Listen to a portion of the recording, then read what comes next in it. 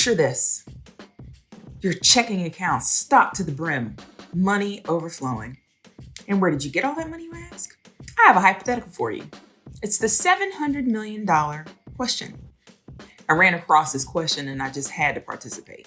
Take a look. Could you do 2 years without sex and you would get $700 million? So, startsies nowsies? Like today. Can I make a call? Today. Well, guess my name's Sahara. Before we go any deeper, it is COVID out. I recognize that. And regardless of your stance on social distancing or not, it is a global pandemic. I would not expect everyone's sexual ferocity and desires to maintain the trajectory that they were on. But back to the subject at hand. As the queen of dialogue, self-dubbed. Hey, we're in a hypersexualized society. Sex sells, right? Look at adult entertainment, adult toys, money, money, money. Then I started to read my comments. I knew that the answers would range. But what I ran across was a lot of folk ain't having sex. So somebody said 2 years passed, got someone else that says, hell, 6.5. And then another person said going on 8 years, it's possible. One of my favorite comments was, can we get time served? Like they had been sentenced to a drought. Oh, hell yeah. And could I get paid retroactively for the last 12 years? With that being said, the question is, if sex sells, who's buying?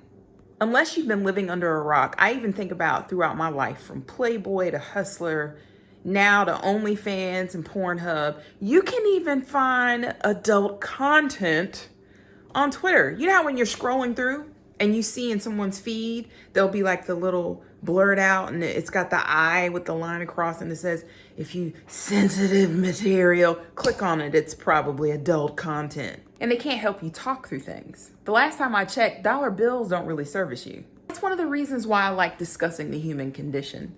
We talk about things, but do we really talk about them on all the levels? Do we talk about all the things, all the aspects of something that make us enjoy or live the lives that we live as human beings? I've heard some people say they stay away from sex because they don't want the hassle, or they're not comfortable with their body.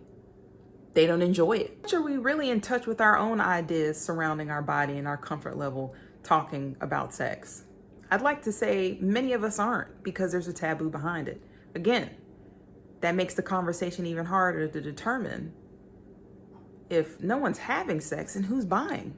I think we'd be better equipped to talk about them if we took the taboo away from recognizing that sex, the attraction to another being to fulfill that desire, is a human thing. It's a part of our human condition. Yes, I know. If we were to pull up stats and research all the numbers that show how much sex sells, we'd see that. Between people purchasing lingerie and adult toys to memberships to certain websites, people are buying with money.